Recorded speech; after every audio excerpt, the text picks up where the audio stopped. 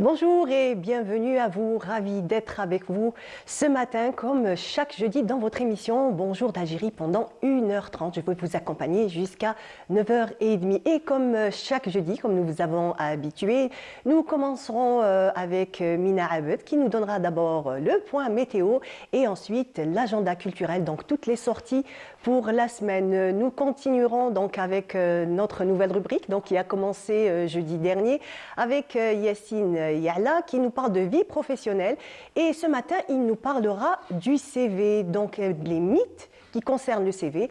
Il nous dira tout sur comment le préparer, ce qui est vrai et ce qui est faux. On continuera donc avec Omar Ali Yahya. Il nous parlera du premier concours du meilleur enseignant algérien en ligne. Il sera là pour nous parler de cet événement, comment ça se déroule, quelles sont les épreuves. Il nous dira tout sur ce concours.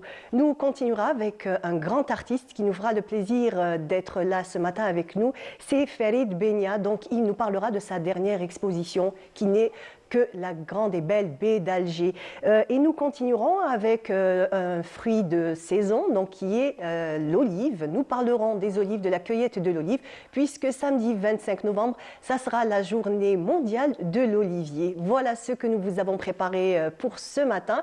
Et comme d'habitude, on commence toujours d'abord par la météo avec Mina Abed.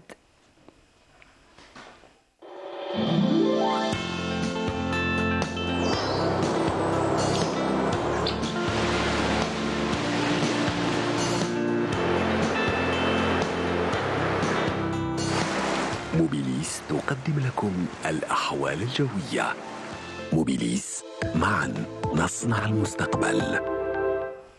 Bonjour Mina. Bonjour Malé, bonjour à tous. Comment vas-tu? Ça va? Fraîchement? Ça fait du bien. Oui, alors si je te disais qu'aujourd'hui je suis heureuse, est-ce que tu saurais pourquoi? La pluie? Yes, La pluie. exactement. On est tous sur heureux, un petit nuage, bien qu'on est sous le nuage, mais là c'est Exactement. sensation de, ça fait du bien. Ça donc fait du cette bien. pluie pour nous, pour la terre, pour l'agriculture, pour tout le monde. Tout à Alors fait. Mina, quel temps il fait? Il va faire aujourd'hui et peut-être demain? On va le découvrir tout de suite. Allez, attends. Merci beaucoup. Alors bonjour à tous et très bon réveil. Météo Algérie maintient le BMS, pluie qui concerne les régions du centre et de l'Est, avec un cumul qui risque d'atteindre les 80 mm. C'est juste énorme pour une seule journée, donc faites très attention. Ce BMS prendra fin à partir de la soirée. On notera donc des averses, des orages, de la grêle et également quelques chutes de neige vers les hauteurs. On notera des vents assez forts, des vents jusqu'à 50 km/h sur le centre et la partie est. En revanche, à l'ouest du pays, on notera un ciel passagèrement nuageux avec quelques pluies. Cette fois-ci, avec des vents assez forts également, de fréquence sous la bande de sable vers les régions intérieures. Sur la partie sud, eh bien, on notera quelques passages nuageux avec quelques pluies sur le Nord-Sahara et les oasis, un ciel dégagé à peu nuageux. Vers l'extrême sud, le Gard et le Tassili et le Sahara central.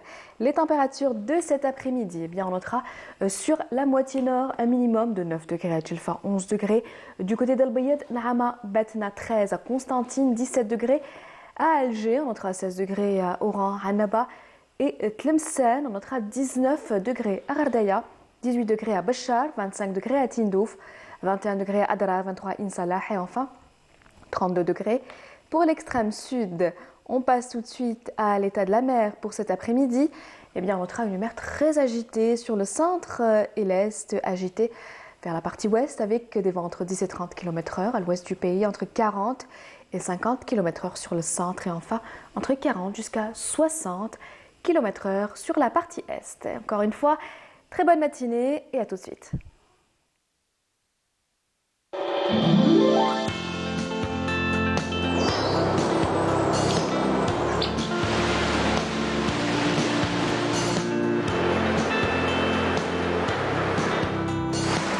موبيليس قدمت لكم الأحوال الجوية.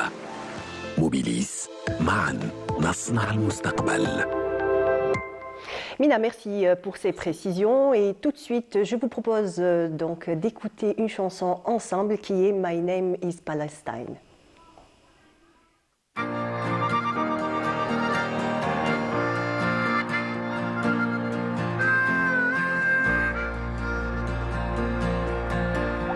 A voice cries out in the wilderness. I hear her call, but I don't know her name. Voice cries again in the wilderness. My name is Palestine and I will remain. She's holding a flag so very high, raises her voice with such a strong cry. She's a symbol of a people who refuse to die. Says my name is Palestine and I will survive. I will survive, I will survive. My name is Palestine and I will survive. I will remain, I will remain. My name is Palestine and I will remain. The forces of darkness can't extinguish the flame of the freedom in your eyes and the love you retain. These are more powerful than the weapons of war. With their terror and lies, but you bring something more. And all across Palestine, they've had enough of killing and wounding from Israeli guns. Want no more occupation, no more siege, no more brutality, they just want peace. I will survive, I will survive. My name is Palestine and I will survive. I will remain, I will remain. My name is Palestine, I will remain. Make a road in the desert for a new dawn to come.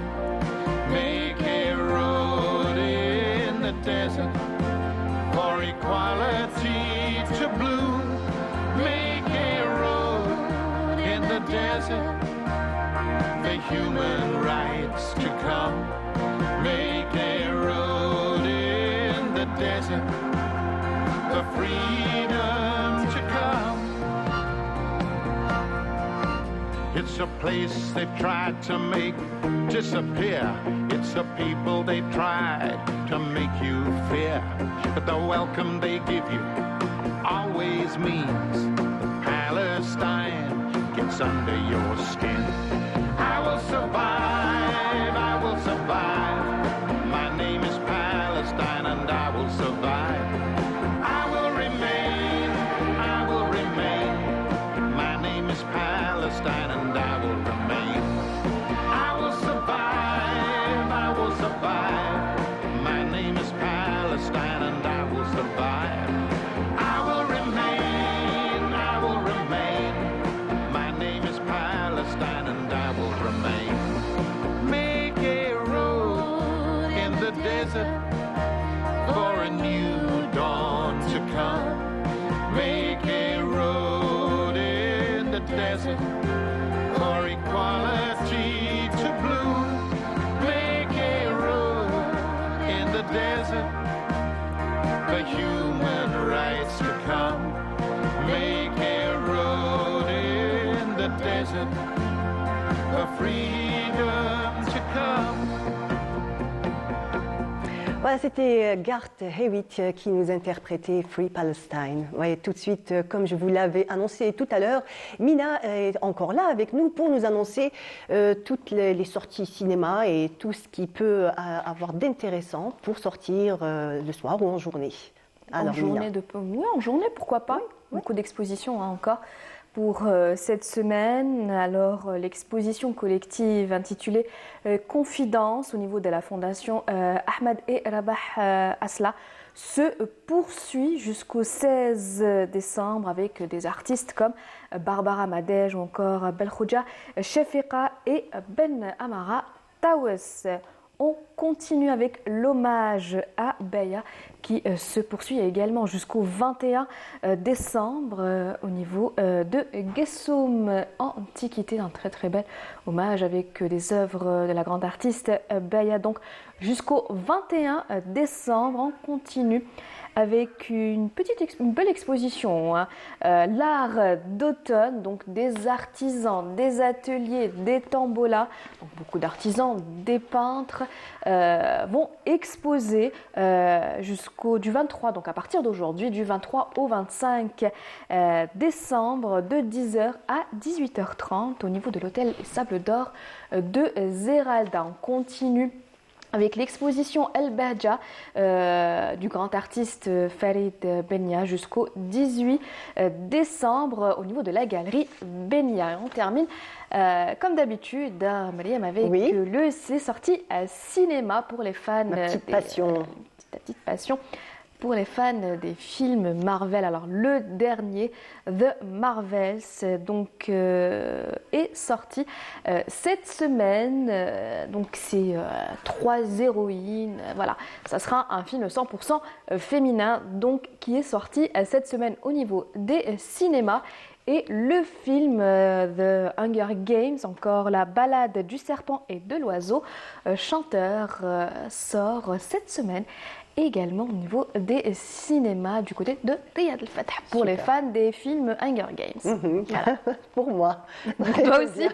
Ah oui, je suis vraiment une fan de tout ce qui est les Avengers, fantastiques. Ah oui, franchement, c'est quelque chose que j'aime beaucoup et pendant des années, en fait, j'ai été bercée par le grand réalisateur Miyazaki. Donc, on a eu le loisir aussi dernièrement de parler de ce cinéma. Et il y a un dernier film qui est sorti, mais je pense qu'il n'est pas encore dans nos salles.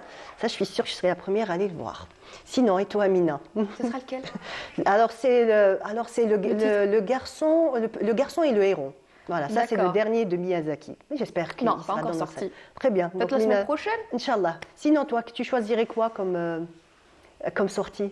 Dis-moi presque toutes si j'avais le temps. Franchement, presque toutes, oui. Oui. De très belles expositions. Exactement. Surtout pour Baya, vraiment une grande artiste qui nous a quittés il y a 25 ans. Oui, surtout pour ceux qui ne la connaissent pas, la jeune génération, c'est une occasion pour eux justement de découvrir cette grande artiste. Tout à fait, c'est vrai que c'est très important, surtout pour la nouvelle génération, de leur parler de ces anciens artistes qui nous ont quittés et à qui d'abord on doit rendre hommage et surtout faire vivre, hein, que ce soit pour nous ou pour les générations futures. Voilà Mina. En tout cas, merci beaucoup. Merci. Voilà, en tout cas, merci de nous avoir amené la pluie, c'est toi? Moi je dis que c'est toi. À chaque fois je dis c'est vous qui faites la pluie et le beau temps. On essaye. C'est comme ça pour moi. Merci beaucoup Mina Abed. Et nous donc on continue. Ce que je vous propose tout de suite, c'est donc de faire un petit tour du côté de la villa Abd El-Taif où nous allons découvrir, où Samia Bouarour nous fait découvrir donc une exposition de Faiza Tidjani et cette exposition s'intitule Le périple des oiseaux. Je vous propose de suivre ce très beau reportage de Samia Bouarour. Le devoir de mémoire et le retour aux sources ont interpellé Faiza Tidjani, cette artiste autodidacte du sud algérien nourrie de valeurs spirituelles du soufisme et de la générosité du Sahara, dévoile sa calligraphie et ses toiles si originales où des passages du poème de la Bourda et des noms et attributs du divin priment et brillent à travers le pinceau de l'artiste. La peinture, il y a de la peinture, il y a de la calligraphie. En fait, j'ai commencé avec tout ce qui est peinture, aquarelle, acrylique, et je suis passée à la calligraphie suite à un don que mon père m'a donné, des livres sur le Bourda, sur le Hamaziyya, sur le prophète sallallahu alayhi wa sallam, Ibn Khaldoun, tout ce qui est mystique et spirituel. Mon père, c'est quelqu'un qui a Rabbi yarhamou fait Zaytouna, l'Azhar, donc c'est une vie quotidienne. Ma vie quotidienne, elle est comme ça. C'est pas, je cherche pas quelque chose, juste j'exprime ce que je ressens en moi-même.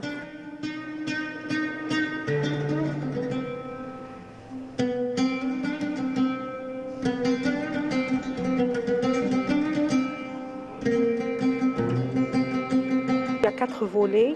Il y a le Bourda, la Burda du désert. Il y a les perles des mers, il y a la mémoire ancestrale et il y a le périple des oiseaux. Au fait, c'est un travail. Chaque travail, je l'ai fait de part. Mais quand j'ai fini, c'est un travail qui date de 2009 jusqu'à 2023, je me suis retrouvée avec plein d'oiseaux. Un travail laborieux basé sur la recherche pour nous décrire ses émotions, ses souvenirs à travers des palmiers, poissons, mais surtout des oiseaux, une grande partie de sa collection consacrée au périple des oiseaux. Et donc en parlant avec une amie qui a fait avec moi le livre La Burda du désert, Touraya Iqbal, j'ai dit qu'est-ce que je peux donner comme titre. Elle m'a dit il n'y a pas mieux que le périple des oiseaux. Je trouvais ça magnifique, Rihlat al-Tuyur. Cette exposition a trouvé refuge à la Villa Abd el-Tif à Alger, où la Bourda, qui est le poème mystique le plus chanté dans les zaouiettes, est à l'honneur à travers ses œuvres d'art minutieusement tracées et peinte.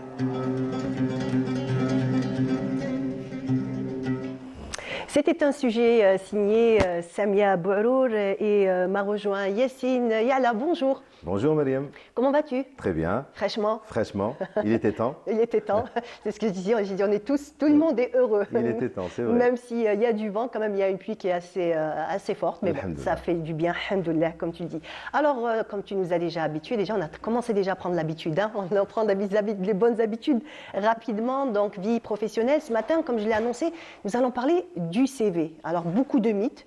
Exactement, le CV. Alors, on va parler aujourd'hui des mythes et des idées reçues concernant le CV et les entretiens de recrutement. Donc, nous allons parler des mythes les plus fréquents, des questions les plus répandues. On va décortiquer ensemble pour voir qu'est-ce qui est vrai, qu'est-ce qui est faux et qu'est-ce qui est les deux. D'accord, qu'est-ce qui est les deux? Donc, c'est quand même, il faut donner des précisions. Il faut donner des précisions. Alors, est-ce qu'un CV peut contenir 2 pages? Alors, ou doit contenir 2 pages? Oui, alors un CV, ça c'est vrai, un CV doit contenir maximum 2 pages. Alors une page comme celle-ci, 21-27, si on préfère les anciennes appellations, ou les feuilles A4. Alors un CV pour un profil expérimenté, senior, qui a de l'expérience, c'est 2 pages, pas plus. En revanche, si vous êtes débutant, si vous venez de sortir de l'université ou de l'institut de formation professionnelle, vous n'avez pas trop de choses à dire sur votre expérience professionnelle, c'est 1 page maximum. Alors pourquoi 2 pages? Pourquoi un CV doit contenir 2 pages, pas plus? Alors pour 2 raisons. La première, il faudrait que le recruteur puisse voir que vous avez l'esprit de synthèse, que vous savez être concis. Et en deuxième lieu, il y a des études qui ont été faites dans le domaine et il s'avère que les recruteurs passent une moyenne de 7 secondes uniquement, oui, 7 secondes uniquement, très peu, à parcourir le CV. Pas lire le CV, on ne lit pas un CV en 7 secondes, on le parcourt uniquement. D'où l'importance de rester concis et précis et aller justement aller au vif du sujet. Au vif du sujet. Donc nous allons revenir dans les prochains numéros sur la différence entre un CV junior et un CV expérimenté et aussi comment faire un CV en bonne et due forme. En ce qui concerne la taille, la police et la taille, alors inutile également de se faire plaisir avec des polices trop artistiques, calligraphiques ou trop austères. Il faut aller dans le simple. Et le simple, le classique dans le Microsoft Word qu'on utilise pour rédiger son CV, c'est le Times New Roman, police 11 ou 12 maximum. Caractère gras pour le nom de l'entreprise, pour le poste occupé ou l'université, et le diplôme, et le reste en caractère normal.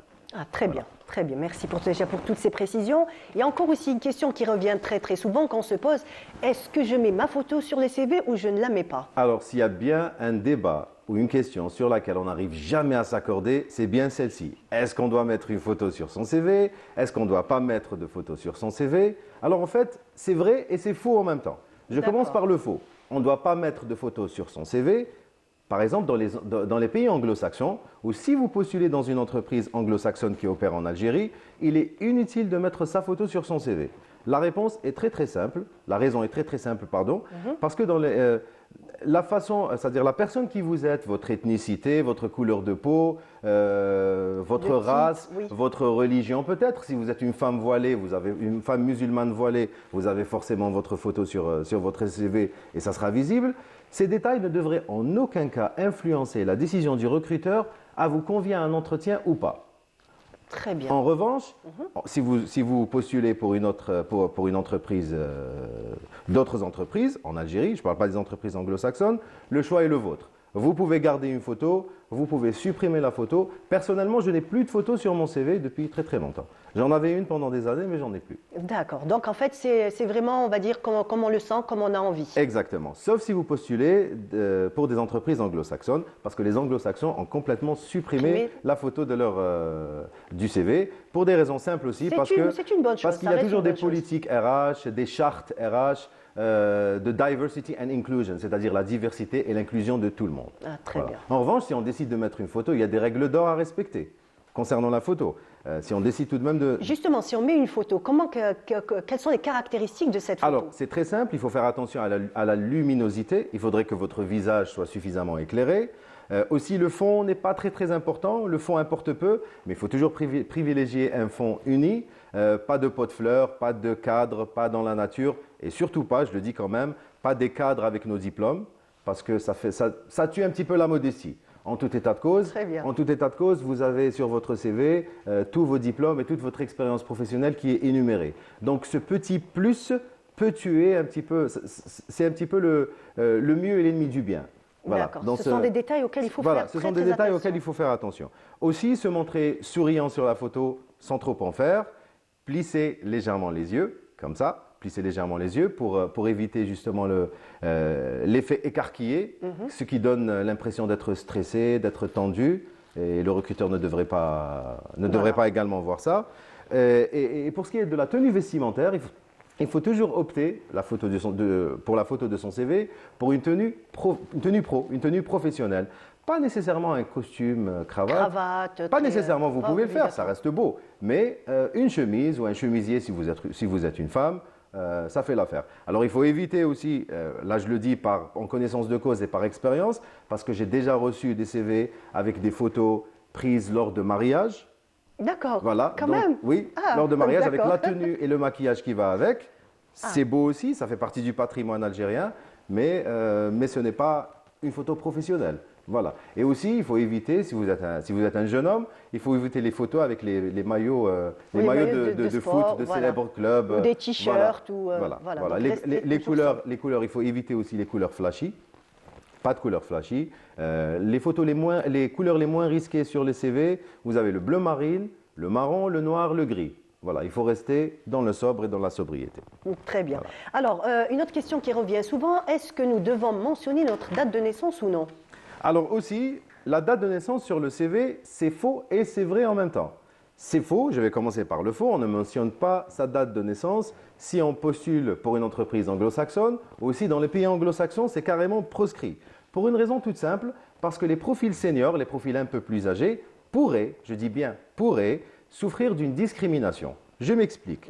Il y a beaucoup de clichés dans le monde du travail concernant les personnes un peu plus âgées. On a tendance à dire qu'ils vont demander une rémunération plus élevée parce qu'ils ont de l'expérience. On a tendance à croire et à dire aussi qu'ils ne vont pas s'intégrer à l'entreprise. On a tendance à dire aussi et à croire qu'ils ne savent pas utiliser l'outil informatique alors qu'ils s'en servent déjà depuis très très longtemps. Et tout ça est faux et dénué de tout fondement. Voilà. Donc, dans les pays anglo-saxons, la date de naissance est carrément bannie voilà, exactement. Elle n'est pas incluse dans le CV. En revanche, en Algérie, c'est au choix. Vous pouvez garder votre date de naissance ou votre âge quand vous pouvez l'enlever. En tout état de cause, si vous postulez pour une entreprise algérienne publique ou pour la haute administration, il faut quand même inclure sa date de naissance. Pourquoi? Parce qu'il y a toujours, pour les hauts fonctionnaires de l'État ou autres, il y a toujours des enquêtes d'habilitation ou des enquêtes administratives qui sont effectuées. Donc, ça facilite la tâche à l'administration si vous incluez votre date de naissance. Mais aussi, même si vous n'incluez pas votre date de naissance et vous décidez de ne pas le faire, un bon recruteur ou un bon RH peut très bien deviner votre tranche d'âge à quelques années près, juste en regardant au détail la date d'obtention de votre diplôme exactement, et aussi votre expérience professionnelle. Très bien. Alors, est-ce qu'on doit inclure avec un CV les lettres de motivation? Est-ce que c'est nécessaire? Est-ce que ça peut apporter un plus ou non? Alors les lettres de motivation, Les lettres de recommandation. lettres de recommandation. Alors déjà, une lettre de recommandation. Alors la lettre de motivation, c'est la lettre avec laquelle vous accompagnez votre CV. Vous parlez de votre parcours et aussi de votre motivation à intégrer l'entreprise. La lettre de recommandation, en revanche, c'est une lettre écrite, rédigée par une personne qui vous connaît, peut-être un ancien employeur, votre employeur actuel, un ancien enseignant, un client, un fournisseur, etc. et qui recommande vos qualités humaines et professionnelles. C'est ça la lettre de recommandation. Alors, je dirais que même si on inclut ça dans le CV, les recruteurs ne les prennent pas en compte. Parce qu'il y a toujours peut-être, il pourrait, je dis bien il pourrait, ce n'est pas tout le temps le cas, mais il pourrait que la lettre de motivation, il se peut qu'elle ait été écrite par le candidat lui-même et que la personne qui a recommandé, la lettre de recommandation, pardon, et que la personne qui a recommandé n'a fait qu'à poser sa signature. Pratique assez courante. Donc, les recruteurs doivent prendre attache directement avec les personnes qui veulent bien recommander le candidat et avec le numéro de téléphone ou les emails et une lettre de recommandation et demander directement sans faire intervenir le candidat dans le process. Donc ne pas la mettre dès le départ avec le CV. Non, ne pas la mettre. Ne pas la mettre et même si on la met, les recruteurs ne prennent pas ça forcément en compte parce qu'ils préfèrent eux-mêmes faire leur démarche par rapport aux recommandations du candidat. Donc pas d'influence, on va dire. Exactement. Très bien. Alors, autre chose aussi qui revient souvent, est-ce qu'on doit, on va dire, transmettre les diplômes et les relevés de notes avec sa candidature. Alors oui, j'ai déjà reçu des candidatures épaisses. Comme ça, les postulants ne devraient pas alourdir leur candidature. Alors non, on ne doit pas envoyer ses relevés de notes et ses diplômes obtenus. Juste dans un premier temps, un CV et une lettre de motivation si elle est demandée. Ça fait l'affaire dès le départ. Et tout autre document vous sera demandé ultérieurement. En tout état de cause, si l'entretien est favorable et qu'il y a une suite qui doit être donnée, pour l'établissement de votre contrat de travail, vous devez fournir votre dossier. Donc, inutile de mettre la charrue avant les bœufs. Ah, très bien, d'accord. Donc, comme ça, on est fixé sur ça. Fixé. Alors, si par exemple, on doit aller à un entretien d'embauche, quelle est la tenue que vous préconisez? Comment faudrait-il s'habiller en fait? Alors, on ne le dira jamais assez. On répétera jamais assez, pas de tenue décontractée pour aller en entretien de recrutement. Okay? Alors, donc ça, c'est pas réellement de tenue à bannir. En revanche, quand on fait ses recherches avant d'aller dans un entretien de recrutement, on fait toujours ses recherches. On voit qui est cette entreprise, quelles sont ses valeurs, le nombre des effectifs, etc. Donc, d'après ce que tu nous dis, Yassine, quand par exemple on doit aller déposer un CV dans une entreprise, on doit y aller un petit peu avant, donc un petit peu voir comment... Non, pas nécessairement. Il y a des recherches maintenant avec l'Internet. Tu peux faire tes recherches sur Internet et voir sur le site de l'entreprise ou sur leurs pages sur les réseaux sociaux, voir exactement ce que cette entreprise est. Il y a toujours des photos de team building, il y a des photos, des photos institutionnelles, c'est-à-dire des photos prises lors des événements d'entreprise. Vous pouvez voir comment les gens sont habillés. Donc, vous avez une idée sur le dress code, qui est le code vestimentaire. Okay? Certaines entreprises optent tout de même pour un dress code casual, qui est un code vestimentaire décontracté. Voilà, donc à vous de voir. Mais à ce moment-là, si l'entreprise opte pour un dress code, pour un code vestimentaire décontracté, vous pouvez aller en jean, mais avec une chemise. D'accord, okay. Donc quand même avec jusqu'à certaines limites. Pas de t-shirt flashy, pas de couleur flashy, pas de t-shirt imprimé, pas de pantalon troué, pas de chaussures de sport. D'accord. Voilà. Parce que quand on dit décontracté, on a tendance un petit peu à se dire on va aller en t-shirt, basket, jean. Alors que on peut mettre un jean. Donc le jean, et c'est OK. On peut mettre un jean si vous êtes sûr que l'entreprise opte un code vestimentaire décontracté. Voilà, d'où l'importance de faire ses recherches auparavant. En tout état de cause, quand on va faire un entretien de recrutement, on fait toujours ses recherches sur l'entreprise, où elle se trouve, quel est le nombre des effectifs, c'est quoi le chiffre d'affaires de l'entreprise, quelles sont les valeurs de l'entreprise, etc. Et maintenant, la plupart des entreprises existent sur les réseaux sociaux, donc vous pouvez avoir une idée sur mais ça marche toujours aussi, Yassine, si par exemple on part carrément en classique, c'est-à-dire costume, cravate pour les hommes et tailleur pour les femmes. Ça marche. Alors je vais raconter une anecdote qui m'est arrivée à moi. Il y a quelques mois, je suis allé faire un entretien de recrutement. J'étais habillé en tenue classique. J'arrive, je vois à l'accueil tout le monde qui était en tenue ultra décontractée. Je me suis dit, c'est pas grave, ils sont beaucoup plus jeunes, donc c'est peut-être aussi. En plus, ils ont un métier sédentaire, c'est-à-dire ils ne bougent pas, ils ne vont pas vers les clients. Je me dis, bon, c'est pas grave. Alors, je suis reçu par le DG de cette entreprise, qui était un bonhomme très très sympathique. Il était habillé en jean, basket, polaire. D'accord. Tout ce qui est de plus, voilà. de Donc, plus soft. donc c'était un moment assez embarrassant pour moi, car je me suis senti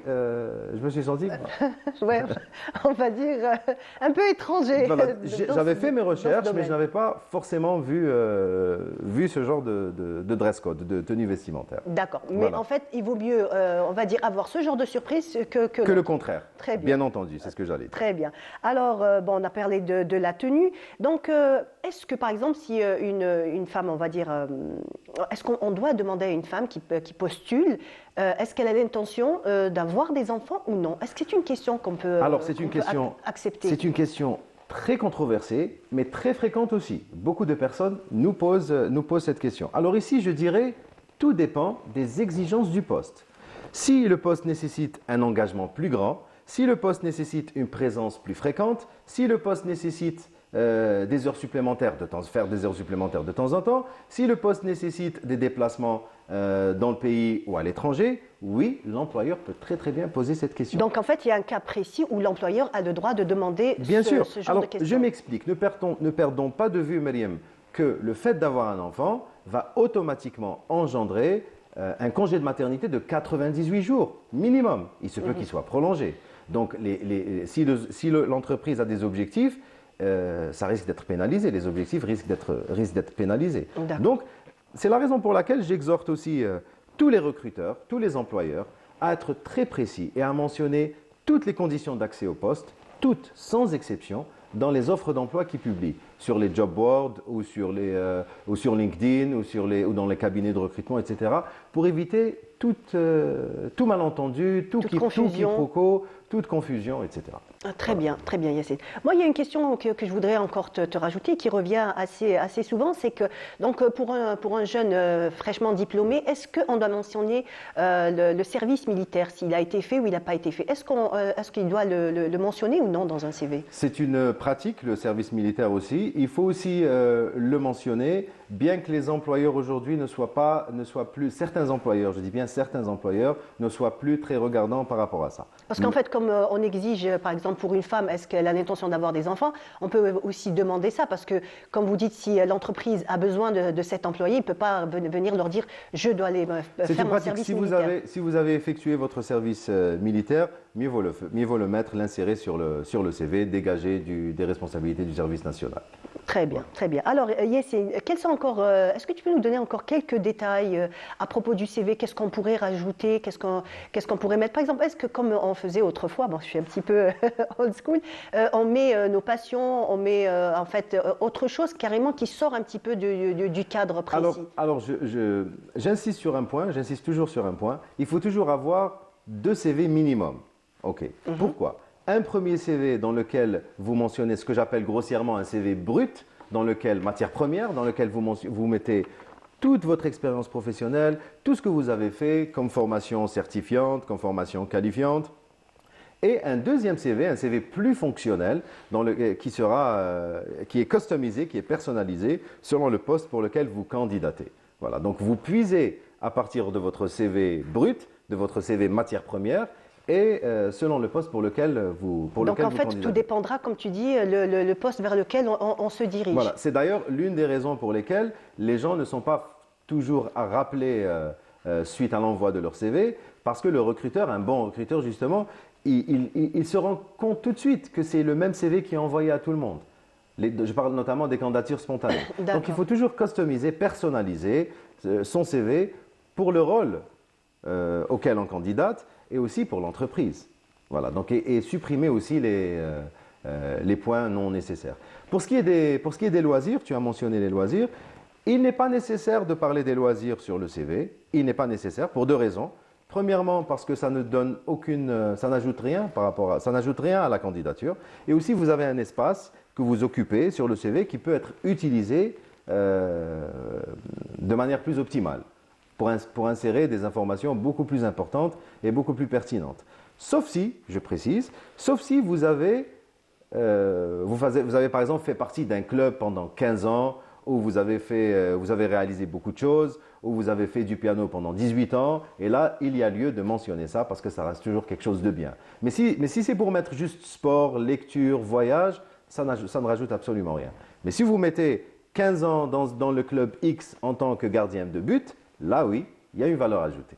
D'accord, donc tout dépend des activités Tout que l'on dépend fait. des activités et des années passées à les faire. D'accord. Alors, il y a encore une autre question, Yacine. Est-ce que nous devons, dans un CV, en fait, mentionner la situation familiale? Est-ce qu'on est célibataire, marié ou non? Est-ce qu'on doit le notifier? C'est nécessaire, pas nécessaire? Encore une fois, tout dépend de l'entreprise pour laquelle vous postulez. Si vous postulez pour une entreprise publique, etc., il y a lieu de le mentionner. Vous postulez pour une entreprise multinationale qui sont beaucoup plus dans l'inclusion de tout le monde, j'ai envie de dire, parce que c'est leur charte aussi. Là, il n'est pas nécessaire de mentionner si vous êtes célibataire ou marié, etc.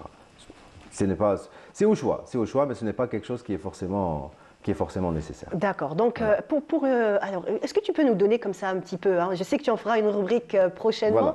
mais en fait, pour un entretien d'embauche, donc, quelles sont, on va dire, les attitudes, les bonnes attitudes à avoir? On va dire quelques petits conseils de façon, on va dire, à mettre plus de chances de notre côté. Alors, il y a beaucoup de choses à dire, il y a beaucoup de réponses à donner pour cette question. Je vais commencer par le commencement. Il faut toujours essayer d'arriver au moins 15 minutes à l'avance. Voilà, ça vous laisse le temps de découvrir, de vous asseoir, de trouver les lieux, de respirer, d'avoir plein d'idées positives avant d'entrer en entretien. Donc, il faut toujours essayer d'arriver au moins 15 minutes à l'avance. Quand vous attendez aussi à l'accueil, il faut toujours être sympathique, être courtois avec tout le monde. Parce que tout le monde peut être un potentiel recruteur ou un potentiel recruteur. Vous ne savez pas. Donc, il faut toujours être courtois avec tout le monde, avec la personne qui vous accueille, le ou la réceptionniste, les agents d'entretien, les agents de sécurité, etc.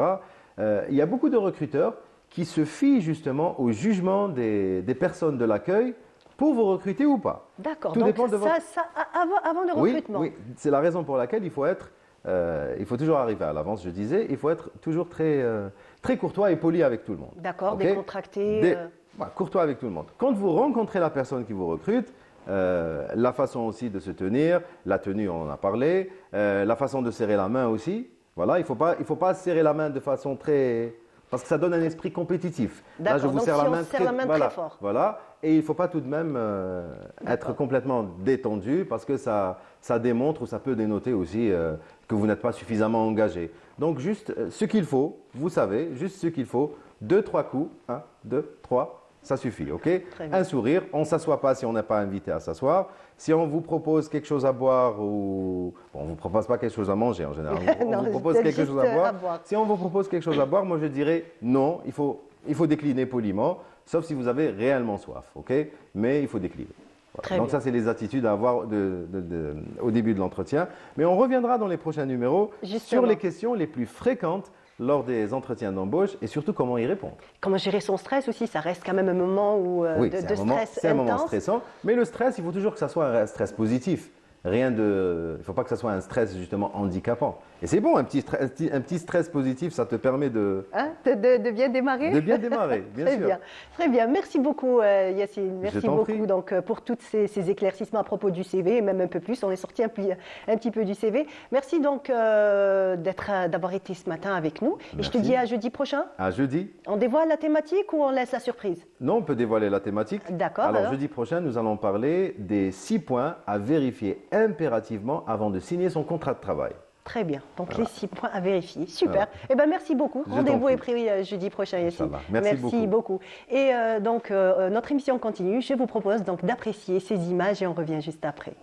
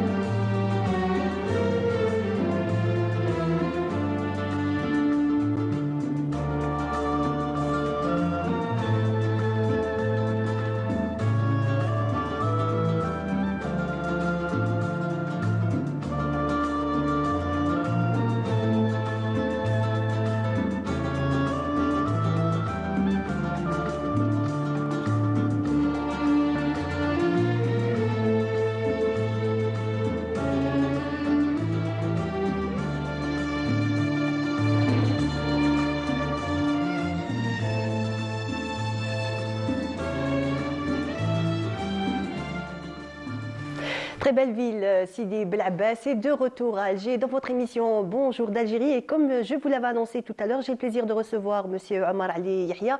Bonjour et bienvenue. Bonjour. Et donc, vous êtes directeur général de la société Biform. Oui. Voilà, et nous allons parler donc d'un concours qui va se dérouler samedi. Donc, En fait, le meilleur enseignant algérien en ligne. Exactement. En fait, le concours est en cours, on va dire, depuis 2 mois. Ce qui va se dérouler samedi, c'est la finale, donc c'est la remise des prix. Le concours lui-même, donc c'est un concours national qui se déroule en ligne, donc en parallèle du salon EducTech. Et du coup, c'est un concours qui permet justement de mettre en valeur et de mettre en avant tous les enseignants qui sont en train de travailler sur la création de contenu pédagogique en ligne, et ça permet aussi de les récompenser. D'accord. Donc, quelles sont les catégories qui peuvent participer donc à ce concours? En fait, cette année, nous avons mis en place 3 catégories. Donc, nous avons éducation nationale, formation professionnelle et enseignement supérieur. C'est des enseignants de tout le territoire national qui se sont portés candidats, qui ont mis en place des cours en ligne pour pouvoir justement se challenger pour les premières places. Parce qu'en fait, il y a 3 premières places, une première place par catégorie, et il y a 3 gagnants par catégorie. Très bien. Donc, comment ça se passe un petit peu ce concours? Est-ce que ce sont des enseignants qui ont déjà, on va dire, du contenu multimédia, ou ce sont des gens qui, on va dire, qui viennent pour la première fois? En fait, nous avons les deux cas. Il y a des enseignants qui ont l'habitude de mettre en place du contenu en ligne et qui ont beaucoup de contenu. Il y a d'autres enseignants qui aiment tenter l'expérience, qui sont là pour apprendre, qui sont là pour essayer de faire quelque chose. Donc nous avons eu beaucoup d'enseignants qui ont participé l'année passée, qui ont reparticipé cette année. Donc c'est la deuxième édition. C'est la deuxième édition, exactement. En fait, l'année passée, il y avait une seule catégorie, donc c'était l'éducation nationale l'année dernière? En fait, c'était pas que éducation nationale, mais il n'y avait pas les catégories. Donc cette année, ça a été étoffé donc avec 3 catégories. Exactement. Donc là, ça nous permet de segmenter un peu parce que ce qu'on a constaté l'année passée, c'est qu'il y avait des enseignants universitaires qui étaient les challengers d'enseignants dans le domaine de l'éducation nationale, qui ont forcément beaucoup plus de followers et tout. Donc du coup, on a essayé de segmenter cette année pour donner sa chance à tout le monde. La chance à tout le monde. C'est vrai que on va dire, c'est plus judicieux de faire les choses ainsi, puisque en fait toutes les catégories sont prisées par le grand public, que ce soit de l'élève qui est au collège, comme vous avez dit, jusqu'à ceux qui sont à l'université, les universitaires. Exactement. En fait, chaque catégorie a quand même eu. Donc, ce qui est intéressant, c'est que l'année passée, nous avons eu 19 400 votes en 1 mois et demi. Cette année, on a eu plus de 27 000 votes en 20 jours. Waouh, ça a pratiquement, on va dire, presque doublé. Exactement, c'est des chiffres vraiment impressionnants, ce qui prouve que ce soit du côté création de contenu, donc il y a énormément d'enseignants qui font beaucoup d'efforts dans ce domaine, parce que c'est vraiment très utile. Et de l'autre côté, nous avons un public qui a envie d'avoir des cours en ligne, parce que ça lui rend service tout simplement. On a accès à la connaissance de partout, à n'importe quel moment. On n'a pas besoin de se déplacer pour prendre un cours ou payer des sommes faramineuses. Justement, c'est effectivement. Ça, en fait, c'est vraiment donc l'utilité et on va dire ce côté bénéfique qu'offrent donc tous ces enseignants en ligne, puisque comme on en a parlé donc hier, il y a énormément. Moi je parle des élèves puisque j'ai des enfants qui sont au collège et au lycée, donc il y a énormément. Il y a des parents qui très souvent qui doivent payer des cours particuliers. Et on sait très bien que les prix sont relativement élevés, que ce n'est pas dans les bourses de tout le monde, mais grâce donc à tous ces enseignants en ligne, il y a un réel, on va dire, partage du savoir et cette facilité. Et surtout, la méthodologie, réellement, il y a des professeurs qui sont doués, on va dire, qu'on découvre, hein, qu'on découvre leur talent de professeur. Et ce qui est intéressant aussi avec ce concours, c'est que ça nous ouvre les portes sur toutes les wilayas, donc ça nous permet de voir des choses vraiment impressionnantes. Et en plus, ce qui les motive eux aussi, c'est le fait que la finalité, bon, c'est vrai qu'il y a des prix à gagner, mais pas que, parce que c'est un concours multidimensionnel, dont la finale se déroule dans un salon où il y a des écoles, il y a des entreprises qui travaillent dans le domaine de l'éducation, de la formation et tout. Donc ça leur ouvre des opportunités très très intéressantes quand ils viennent au salon. Bon, nous avons les gagnants qui viennent au salon, mais pas que. Tous les participants peuvent venir au salon. Ils sont honorés avec des attestations de participation et ils font le tour du salon aussi pour avoir des opportunités avec les exposants. Donc c'est très très intéressant de le faire comme ça en partenariat avec le salon Eductech. Très bien, très bien. Donc, comme on a pu le dire, donc des talents, on va dire, se profilent, voilà, se découvrent. Est-ce qu'il y a une tranche d'âge précise ou pas vraiment? En fait, la tranche d'âge, on va dire de 22 ans à 60 ans. On a eu un éventail de tranches d'âge quand même assez varié. Et on a là actuellement, on a des jeunes qui sont classés dans le top 3, comme on a des moins jeunes qui sont aussi classés dans le top 3. Donc c'est vraiment très très bien à voir. D'accord, donc vraiment bien réparti dans toutes les catégories d'âge. Qu'est-ce qu'on pourrait encore dire donc, à propos de ce salon? Donc, par exemple, comparé à l'édition précédente, quelle est donc, la nouveauté, mis à part, on a dit que donc, vous avez élargi les catégories? On a élargi les catégories d'un côté. On a mis en place un système de vote beaucoup plus facile parce que bon... Comment ça se passe en fait le vote? En fait, il suffit de se connecter sur les plateformes de vote, choisir un profil. Déjà, tous les cours sont en libre service, donc c'est des cours gratuits. Il y a plus de 67 cours en libre service. Le votant peut regarder un cours et voter sur le formateur qu'il trouve le plus intéressant, ou là, le cours qu'il trouve le plus intéressant, vu que quand même il y a la partie, en fait il y a plusieurs parties, il y a la partie pédagogique, il y a la partie design, il y a la partie ludique de la chose, il y a vraiment... Ah donc il y a quand même plusieurs paramètres que vous prenez en compte. En fait, nous on prend en compte plusieurs paramètres. Mais celui qui va, en fait, le consommateur du contenu, nous, ce qui nous intéresse, en fait, le client de ces enseignants-là, c'est le consommateur de contenu, voilà, qui est l'élève, l'étudiant, le professionnel qui vient chercher une formation. Donc, automatiquement, quelqu'un qui consomme du contenu, donc il va voir un contenu qui l'intéresse déjà d'un point de vue contenu, qui est assez ludique d'un point de vue design, qui est bien expliqué. Donc tout ça, c'est des paramètres que les votants prennent en compte pour pouvoir voter sur leur professeur préféré. D'accord. En plus, ça reste, on va dire, très juste, très bien sûr. Puisque c'est le grand public qui choisit, il n'y a pas de préférence. C'est clair que quand on suit un cours, on sera directement captivé par celui qui a le plus de pédagogie. Il y a aussi même le côté sympathique, comme vous le dites, aussi ludique. Tout ça fait que on est tout de suite, on va dire, captivé, pris. Et donc, ce sont eux qui vont voter pour leur professeur. Et en même temps, même nos plateformes, c'est des plateformes en temps réel. Donc, on peut voir en instantané les professeurs qui reçoivent de nouveaux votes. Quand le deuxième a plus de votes que le premier, donc il monte sur le podium, on voit vraiment la plateforme bouge en temps réel.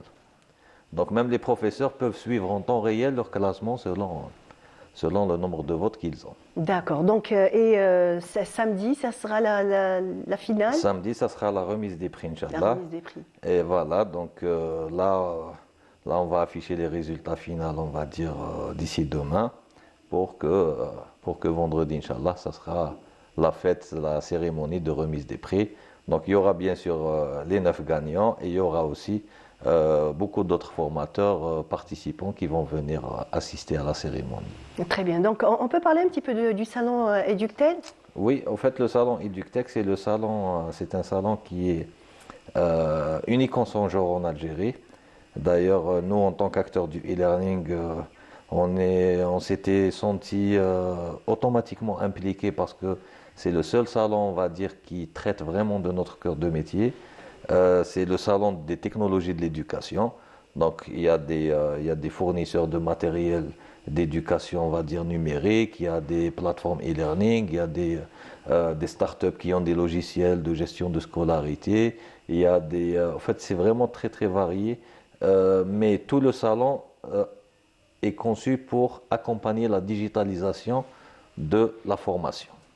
Très bien. Et ça, c'est vraiment très, très intéressant et on va dire, c'est vraiment unique en Algérie comme salon.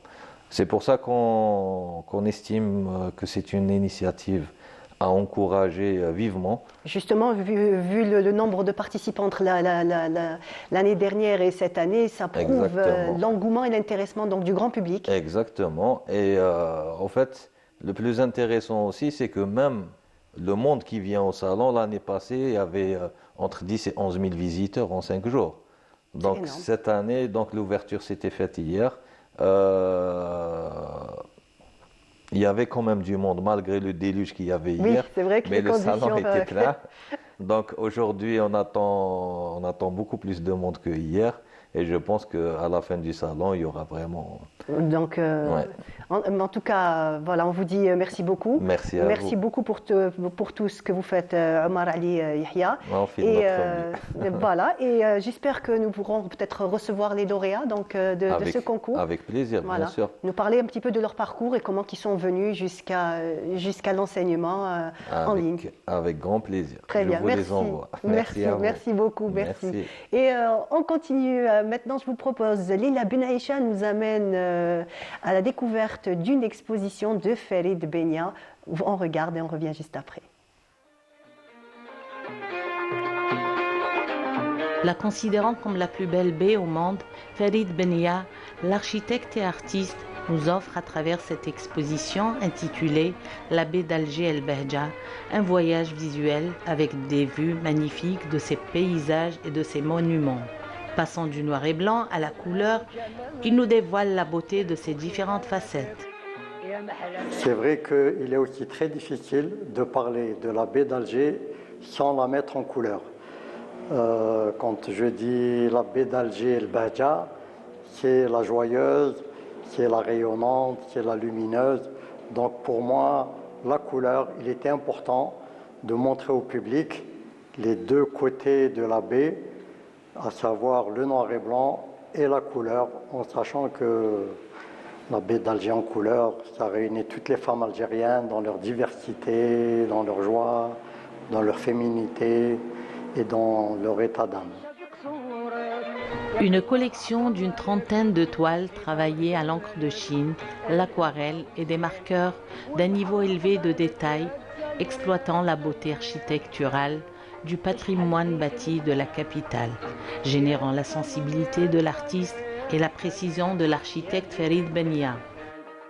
Effectivement, la plume, le rapide encre de Chine m'a permis de travailler le détail de la ville d'Alger.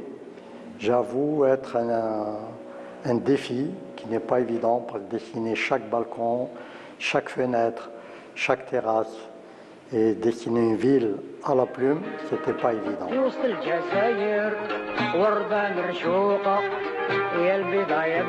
J'ai commencé à travailler à l'aquarelle, mais dessiner une ville à l'aquarelle, il aurait fallu que cet entretien nous l'ayons dans 10 ans. Évidemment, je me suis impliqué dans le numérique, et le numérique m'a permis de prendre on va dire des raccourcis et aussi un pouvoir, celui de créer le contraste que je voulais et la diversité de couleurs que je désirais.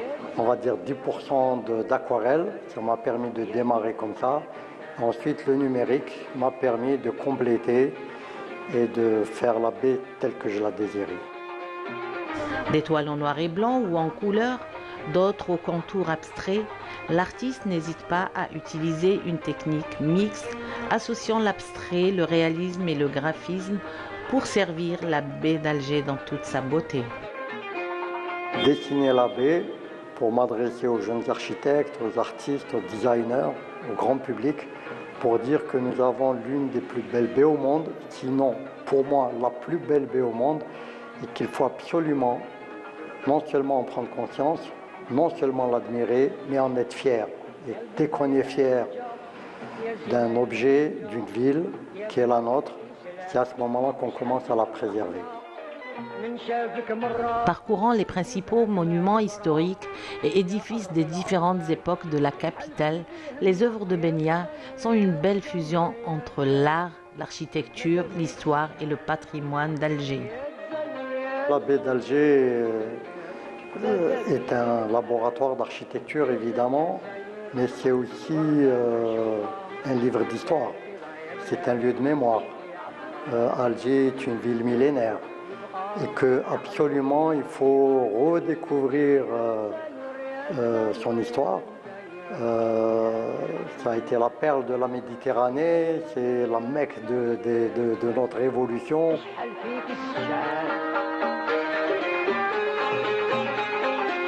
La ville d'Alger, dans son histoire, symbolise tellement de l'identité qui nous appartient et qu'il faut absolument que les jeunes, tout au moins, puissent réinvestir leur attention pour qu'ils prennent conscience que nous avons une histoire très riche, une ville exceptionnelle et qu'il faut absolument la connaître davantage. Avec son stylo d'architecte et son pinceau d'artiste, Benia nous dresse la plus belle des images de la baie d'Alger, espérant sensibiliser la population à l'aimer et à se mobiliser pour la protéger tout comme lui. Alger, au-delà de toutes ces notions, c'est un site panoramique exceptionnel. L'un des pays, l'une des villes les plus ensoleillées au monde et que ça aurait pu être la première ville balnéaire de la planète en sachant que c'est une manne économique. Mais je pense que tout est possible. Gandhi disait entre le possible et l'impossible, c'est la détermination. Et là, c'est la preuve qu'on est déterminé à faire de notre ville l'une des plus belles au monde.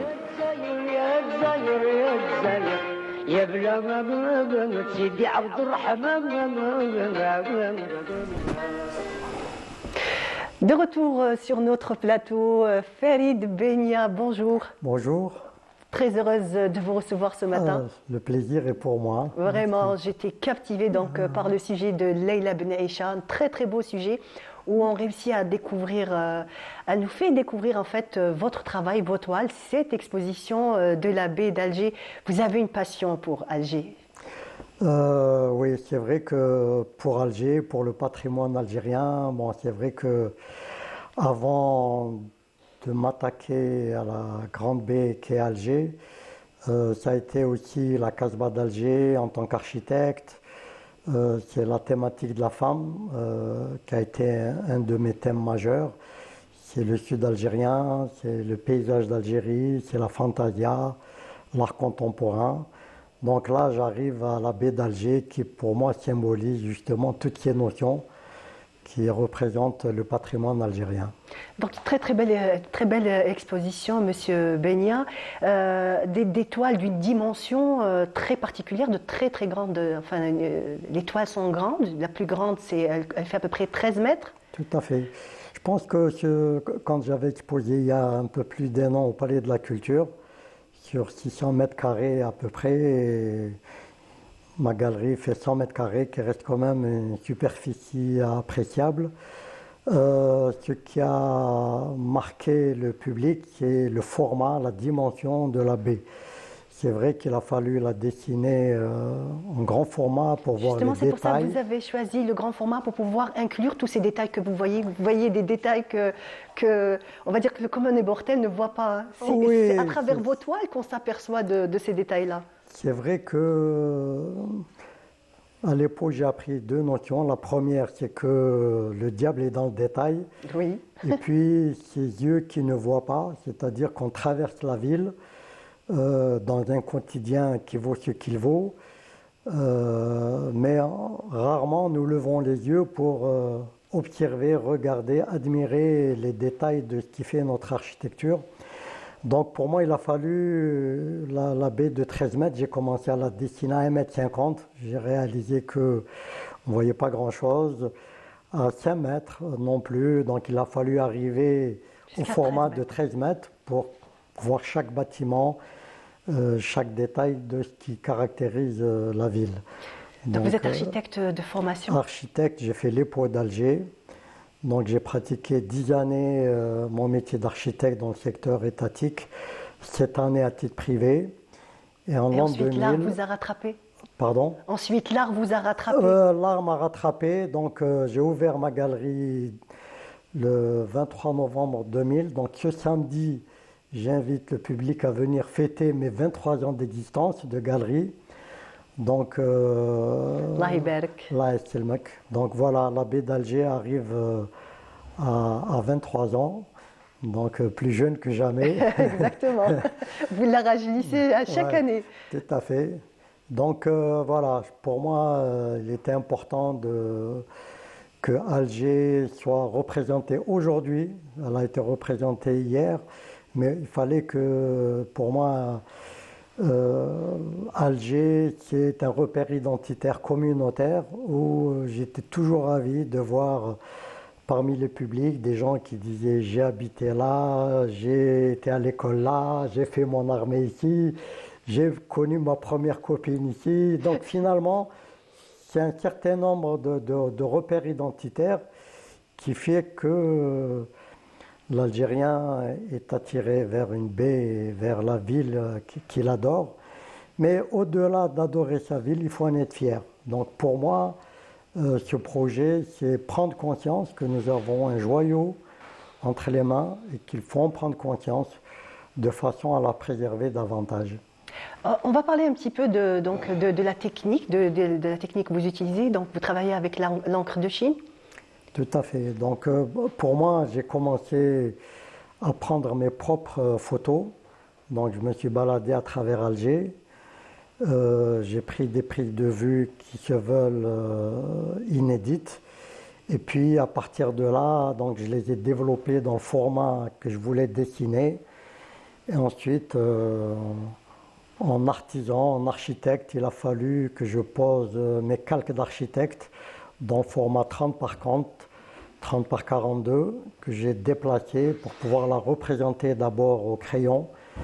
Et une fois que j'étais satisfait de mon travail repris au crayon, je posais un autre calque pour la représenter à l'encre de Chine. Donc un autre travail évidemment où il fallait aller dans le contraste pour donner de la personnalité, du caractère à la baie. Ensuite la scanner, la mettre sur ordinateur et pouvoir ensuite l'imprimer sur des supports différents qu'on peut voir donc dans cette exposition, que ce soit sur de la toile, que ce soit sur du forex ou sur du plexiglas. Donc le plexiglas est un support que je fais rentrer dans la scène artistique parce qu'elle n'est pas très connue, où je joue sur des parties opaques et des parties transparentes, donc que ce soit le ciel, la mer ou des parties en particulier, où il y a cette transparence qui met en valeur le côté opaque. Donc un caractère qui donne son côté qui se veut très moderne, très contemporain à la baie d'Alger, parce qu'il fallait donner une dimension qui se veut universelle, parce que j'espère bien que la baie d'Alger va voyager et que l'international va découvrir notre ville. Et qui a été l'objet de toutes les convoitises, cette belle baie. Tout à fait. Et puis bon, la faire découvrir dans sa réalité, parce qu'on a souvent des préjugés sur notre culture ou sur notre identité ou sur notre ville. L'idée, c'est de la découvrir sous son véritable visage. Et c'est ce qui va faire de la baie d'Alger l'une des plus belles au monde. Justement, vous réussissez à la perfection à faire ressortir la beauté d'Alger.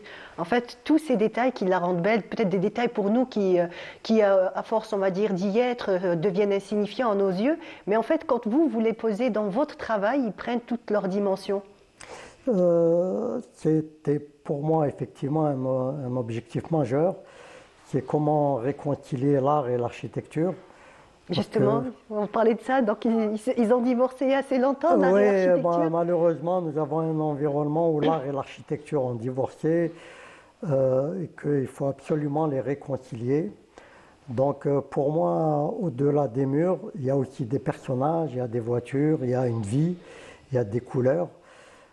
C'est pour ça que j'avais représenté la baie il y a un an en noir et blanc. En noir et blanc, justement, Oui. M. Benyat. Donc, elle était en noir et blanc dans cette exposition, et là, vous avez apporté de la couleur. Oui, comme je le disais dans le reportage, pour moi, le noir et blanc symbolise, en fait, c'est une synthèse de toutes les couleurs, mais apporter de la couleur à la baie, à travers son ciel, la mer, tout ce qui la caractérise, c'était important. Alger est connu, a toujours été connu pour sa lumière, pour son soleil, pour sa verdure. Donc pour moi, c'était d'apporter de la couleur à toutes ces notions-là et lui apporter toute l'esthétique qui la caractérise pour qu'on découvre la baie d'Alger sous un visage qui est son visage d'aujourd'hui. Moi, personnellement, je trouve qu'avec cette couleur, on arrive encore à voir mieux la profondeur des détails, parce que c'est vraiment un travail de fourmi que vous faites. En fait, il y a de la profondeur dans la profondeur. C'est vraiment... donc, avec ces touches de couleur, on arrive un petit peu à voir toutes ces perspectives que vous mettez en avant. C'est vrai que entre le bleu du ciel, le bleu de la mer, la verdure, moi maintenant quand je me balade à Alger, je réalise qu'Alger est très très verduré, que nous avons un ciel bleu et même quand il est nuageux, parce que mon objectif, même pour l'avenir, parce que la baie ne s'arrêtera pas là, c'est de la dessiner dans ses différents états d'âme. Alger by night, Alger dans tous ces états d'âme, comme peut l'être la femme algérienne que je représentais dans sa diversité. Donc pour moi, Alger qui peut être en colère, Alger qui peut être douce, Alger qui peut être radieuse, Alger qui peut être triste. Donc finalement, un paysage, c'est un état d'âme. Et pour moi, j'essaie de représenter Alger dans tous ces états d'âme, d'où c'est ça qui fait sa diversité, c'est ça qui fait sa beauté. Donc l'artiste, il est là pour justement traduire la diversité de ce que peut faire un paysage. Monsieur Benyat, donc vous avez choisi de la matière différente et des supports différents pour ces dernières expositions, comme vous nous l'avez dit. Oui, parce que quand le public vient, il veut toucher le support et évidemment qu'il soit lisse, qu'il soit transparent, qu'il soit rugueux. Donc en fonction des différents supports, la perception est différente. Donc moi je m'amuse sur ces supports différents et ça contribue justement à l'état d'âme de la baie en fonction de l'angle de vue ou en fonction du toucher qu'on peut y faire. Ça n'a pas surpris votre public ? Disons que au Palais de la Culture, j'ai surpris le public à travers la dimension qui était assez surprenante, hein, parce qu'on a tendance à travailler dans des formats classiques. C'est vrai que quand on part comme ça à une exposition dans l'idée de voir des toiles avec, comme vous dites, des dimensions ordinaires, comme on a l'habitude de le voir, et là on est surpris par la grandeur de ces toiles. Donc quand on voit ce format, on se dit, et puis quand on se rapproche, on découvre justement ce souci du détail. Donc, mais à ma galerie, avec la couleur, la notion du taille est plus pertinente. Donc on se rapproche davantage de ces reliefs dont vous parliez, de ces plans qui se superposent. Donc la couleur a l'avantage d'apporter justement cette profondeur de la baie. Et en fait, c'est ça qui fait sa qualité.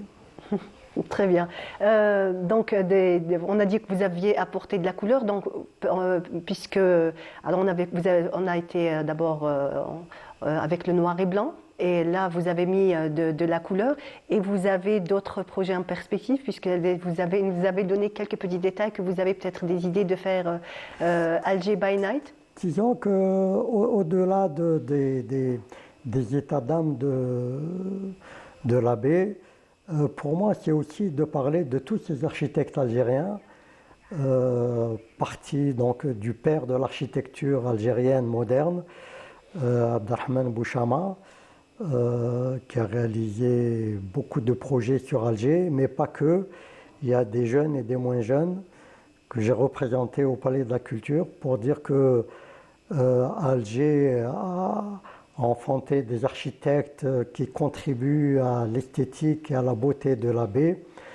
Donc ceux qui ont réalisé, ceux qui se sont projetés pour 2030, 40, donc avec des idées très novatrices. Et puis tous ceux qui ont écrit sur Alger, que ce soit Rachid Sidi Boumediene, que ce soit Moundia Abdeltaif ou Nazim Benouniche, ou Wahas Rachid, enfin une pléiade de jeunes architectes qui s'investissent. Donc pour moi, faire découvrir tous ces architectes, des confrères qui ont réalisé, qui ont projeté, qui ont écrit sur la baie. Donc ça aussi, ça va faire partie de mes prochaines expositions pour pouvoir représenter la baie d'Alger. Et puis faire une exposition spéciale sur un projet que j'ai exposé au Palais de la Culture. Malheureusement, mon espace n'est pas suffisamment grand pour représenter le Palais de la Culture. C'était quand même plus de 100 œuvres que j'ai représentées, alors que là, il y a une trentaine. C'est pour dire que pour le Palais de la Culture est une très grande voilà. Très grande donc, salle mais ça va se faire donc, par étapes. Et ce projet de la baie d'Alger, c'est comment, là aussi, réconcilier la ville d'Alger avec la mer. On n'oublie pas que c'est la mer qui a intronisé Alger capitale et que malheureusement, Alger tourne la mer. Tourne le dos à la mer. Tourne le dos à la mer. Donc, j'ai trouvé, à travers mon travail de recherche, que le jardin d'essai était un très bon prétexte pour pouvoir nous rattacher à la mer. Parce que derrière le jardin d'essai, nous avons un pôle culturel qui gravite autour du jardin d'essai. Nous avons le musée des Beaux-Arts, nous avons Maqam Shahid, nous avons le musée du Moudjahid, nous avons les grottes Cervantes, nous avons Dar Abdeltaif, la Bibliothèque nationale. Donc finalement, c'est tout un pôle culturel qui est à 350 mètres de l'eau, mais nous sommes coupés de la mer à travers la moutonnière, le train, et puis cette usine de dessalement d'eau de mer.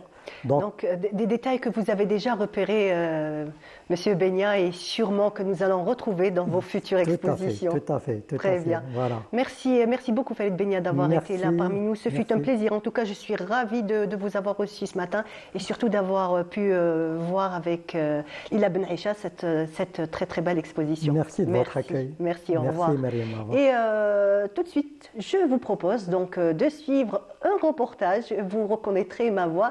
Donc c'est la première cueillette des olives et c'est à Bouira. On regarde et on revient. La cueillette des olives a commencé timidement et les presses ont réouvert leurs portes pour la nouvelle saison oléicole. La région de Bouira est réputée sur le territoire national pour sa production d'huile d'olive. Et les propriétaires des presses incitent progressivement les producteurs de la région à adopter de bonnes pratiques de cueillette, le respect des délais de stockage afin d'élever la qualité d'huile aux normes internationales. Oui, bien sûr, dans notre région ici à Mchidala, située au pied de la montagne de Djurdjara, c'est 6 olives, c'est unique, c'est parfait, elle est très bien. Ça commence ces dernières années, des gens qui veulent pratiquer de la bonne pratique, de la bonne qualité d'huile, surtout pour s'aligner dans les marchés internationaux, il faut aller dans les bons pratiques. Cette pratique de huilerie, on est dans les trentaines d'années, environ 30 à 35 ans. Donc de père en fils, c'était bien, la pratique a été de nos grands-pères en père, maintenant c'est leur fils. Nous sommes à cette huilerie qu'on trouve deux catégories de récoltes. Comme vous voyez, l'un, il a mis ses olives dans le sac. Donc les sacs en plastique, c'est des sacs recyclés, récupérés. Donc entassés encore. Donc, et l'autre, il a essayé d'initier des bonnes pratiques. Il a mis ses olives dans des caisses en plastique. Vraiment, c'est des caisses alimentaires.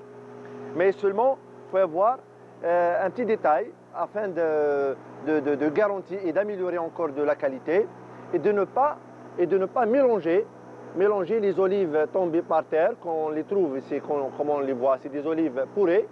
Il faut les séparer des bonnes olives, on les voit, voilà. Il faut séparer entre ces olives et les olives saines, donc afin de garantir une bonne qualité.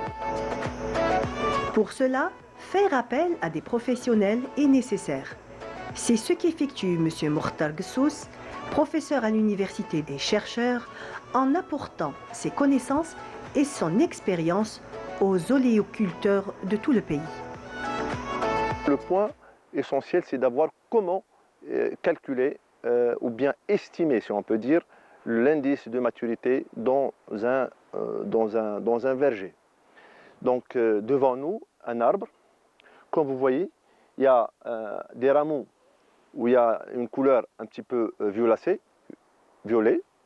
Il y a d'autres rameaux devant nous, c'est de la couleur pratiquement jaune et verte. Donc dans le même arbre, on peut trouver différents stades de maturité. Donc il faut faire un tour autour de l'arbre, à la taille de l'homme, et de récolter, cueillir quelques olives, une centaine de fruits. Ces centaines de fruits, on peut les classer dans des catégories différentes, c'est-à-dire de la couleur vers le bleu et vers jaune, et le tournant, moitié-moitié, et le violet et noir. Et noir, il y a 3 stades de noir. Chaque catégorie a un indice, c'est-à-dire de 0, 1, 2, 3, 4, 5, 6. Et dans tout ça, on va essayer de calculer l'indice de maturité selon le nombre d'olives qui se trouvent dans chaque catégorie. Les objectifs de l'Algérie sont clairs et bien définis. Après plusieurs distinctions à l'international, l'huile d'olive algérienne doit se faire une place sur le marché mondial. Et pour cela, chaque année, la superficie des oliveraies augmente sur tout le territoire national. Ajoutant à cela, voilà, donc c'était la cueillette. C'est un reportage que j'ai effectué donc l'année dernière. La cueillette a commencé déjà. Donc j'ai le plaisir de recevoir Semer Ghani. Donc bonjour et bienvenue, merci d'être là ce matin. Bonjour, merci pour l'invitation. Comme toujours vous avez un pu le plaisir voir, donc, d'être avec vous. C'est un reportage qui a été effectué l'année dernière, mais la cueillette a commencé, j'imagine. Effectivement, donc la cueillette elle a bel et bien commencé. Quoique c'est des régions, donc il y a des régions où sur les hauteurs en Kabylie par exemple, donc ils attendent les vacances pour que les familles aillent faire la cueillette.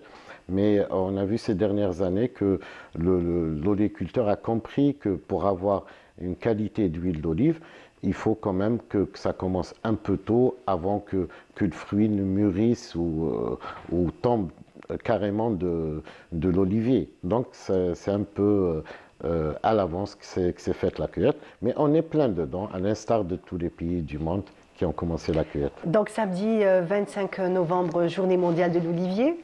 Effectivement. Et donc, vous avez décidé de marquer l'événement? Oui, en fait la journée mondiale de l'olivier, c'est proclamé par l'UNESCO, donc c'est le 26 novembre de chaque année. Nous, comme chaque année, donc, on fête cette journée-là. Donc, disons, même la société civile s'y met et fête cette journée. Donc, on l'a fait le 25 parce que c'est un samedi. C'est pour permettre au grand public de venir et profiter de cette journée, rencontrer une bonne partie des producteurs qui vont exposer leurs huiles d'olive, faire déguster et vendre aussi notamment ceux qui ne peuvent pas aller en dehors d'Alger, donc venir acheter même des bouteilles d'huile d'olive et goûter l'huile de cette année justement. Donc dites-moi la particularité, qu'est-ce qu'il y aura exactement donc, samedi avec un peu plus de détails, plus de précision? Alors, en plus de l'exposition en vente et dégustation des huiles d'olive sur les stands de chaque producteur, donc il y aura disons, de conférences. Donc, déjà, il y aura une conférence où on va parler sur le concours de la meilleure huile d'olive algérienne Apulé qu'on organise, c'est sa 5e édition. Donc, les nouveautés. Et ça se passera quand le concours? Le concours, en fait, c'est sur 3 étapes. Donc, à partir du 15 décembre, donc, on ouvre les inscriptions. En janvier, on reçoit les échantillons donc des participants et après on leur fait les analyses physico-chimiques et en mois de février, donc on réunit tout un panel international qui vont faire l'analyse sensorielle et déguster ces huiles. Et puis à la fin février, on aura les résultats des meilleures huiles d'olive algériennes. Juste que cette année, on l'a fait un peu à l'avance, donc en février. C'est pour justement permettre aux producteurs qui veulent aller sur des concours à l'international. Déjà, c'est une référence parce que les éditions passées, le concours Apulé, tous ceux qui ont eu des prix sur le concours national, ils sont à 100%, ils ont eu des médailles à l'international. Donc, vraiment, en fait, c'est une référence. Oui, exactement. Donc, ça leur permet de savoir si leur huile a le potentiel d'aller concurrencer d'autres huiles à l'international. Donc, il y a ce concours-là, mais il y a aussi le trophée Oliomed, donc le groupe de réflexion Filaha Enov qui remet chaque année en meilleur champ d'olivier ou huilerie. Donc, c'est pour justement pousser les gens à améliorer leur champ d'olivier, leur huilerie. Donc ce n'est pas uniquement l'huile d'olive, il n'y a pas uniquement l'huile d'olive. Si, c'est lui, ça concerne l'huile d'olive, mais je veux dire que même ces paramètres-là sont pris en compte, donc la qualité du verger, des huileries aussi, donc tout ça est pris en compte. Bien sûr, ça c'est un trophée qui est remis à part. Donc il y a le concours Apulé de la meilleure huile d'olive. Apulé, c'est l'huile d'olive. C'est l'huile d'olive. Et le Oliomed, qui est un trophée remis par le groupement de réflexion Filaha, c'est un trophée qui est remis à des oléiculteurs qui entretiennent bien leurs oliveraies, mais aussi à des huileries qui respectent les normes d'hygiène, de sécurité et de production. Donc c'est pour justement les encourager à améliorer ce côté-là sur leur verger et dans leur huilerie. Justement, en parlant de ça, on a vu qu'il y a vraiment une nette amélioration au niveau des huileries. Donc il y a vraiment une prise de conscience quand il s'agit de cueillette, de stockage et même aussi donc quand il arrive le moment de la presse de l'huile d'olive. Toutes ces étapes sont de plus en plus respectées, de plus en plus, menées avec conscience. Effectivement, ça je dirais même c'est le résultat des médias, entre autres Canal Algérie, où on a eu plusieurs séances de sensibilisation, où maintenant au niveau des huileries, il y a une amélioration. Avant, il n'y avait aucun respect de normes d'hygiène. Maintenant, non. Donc les gens, ils font attention à ça. Les gens vont même vers acheter du nouveau matériel, donc de nouvelle génération, qui permet d'avoir des huiles de qualité, mais surtout ce côté-là hygiène, où on dit toujours il faut respecter. Surtout maintenant avec la norme HACCP, donc que l'État a instauré, donc ça va devenir une obligation. parce que c'est un volet qui est très très important dans la production d'une huile de qualité, surtout que l'huile d'olive c'est très sensible. Donc le coût hygiène, il est très important. La preuve que le fait de prendre en compte, d'être aussi, on va dire, respectueux de ces normes-là, ont fait qu'il y a énormément d'huile d'olive algérienne qui ont été primées à l'international. Exactement, donc tout le monde a compris ça, donc tout le monde s'y met. Et c'est ce qui a permis de développer la qualité de l'huile d'olive algérienne, qui n'a rien à envier aux autres huiles à travers le monde. La preuve, les résultats qu'on obtient à l'international de différentes marques d'huile d'olive qui décrochent de l'or, même du platinium dans des villes prestigieuses dans le monde. C'est vraiment une fierté, il ne faut pas se le cacher. C'est vraiment une fierté. D'où justement, il y a aussi un autre volet qu'on va traiter pendant cette journée-là, c'est le rôle des laboratoires d'analyse pour l'huile d'olive, parce qu'il ne suffit pas de produire, il faut qu'il y ait des analyses, et on a des laboratoires, donc on aura un laboratoire de Constantine, en la personne de Dr Shafia Abdenour, qui va animer une conférence. Son laboratoire, c'est une première, il est accrédité, donc 17025, et à partir du 1er décembre, vous avez l'exclusivité. Elle sera agréée par le Conseil oléicole international, donc il va fournir déjà un bulletin d'analyse qui sera reconnu à l'international. Et ça, c'est vraiment une très bonne nouvelle. Exactement, et c'est très important. Donc ça, c'est un acquis qu'on espère qu'il va se multiplier sur d'autres laboratoires. Et c'est comme ça qu'on peut rivaliser et aller à l'international d'une manière très à l'aise. Effectivement, Inch'Allah. Et en plus, surtout que la production augmente pratiquement chaque année. Bien entendu, il y a les conditions climatiques qui jouent un rôle aussi, mais quand même, on va dire que tout le travail en amont est fait, parce qu'on peut, en fait, ce qu'on peut faire, et après, comme on dit, le ciel fait ce qu'il veut, voilà. Mais quand même, on sent qu'il y a un intéressement et aussi une production plus importante, puisque quand même, il y a de nouveaux vergers qui ont été plantés dans plusieurs régions d'Algérie.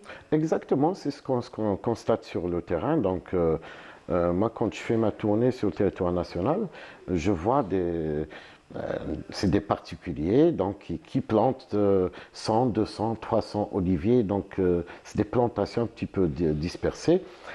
C'est qu'à un certain moment, l'huile d'olive, on a négligé cette filière-là.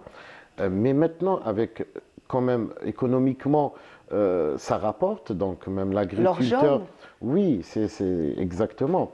L'agriculteur trouve l'intérêt maintenant à cueillir ses oliviers. Avant, il avait abandonné. Maintenant, non. Les gens, moi, je connais des familles qui vont maintenant, des grandes villes, qui reviennent sur leur terre natale et qui font la cueillette et que, quand même, ils ont leur quota, d'huile d'olive.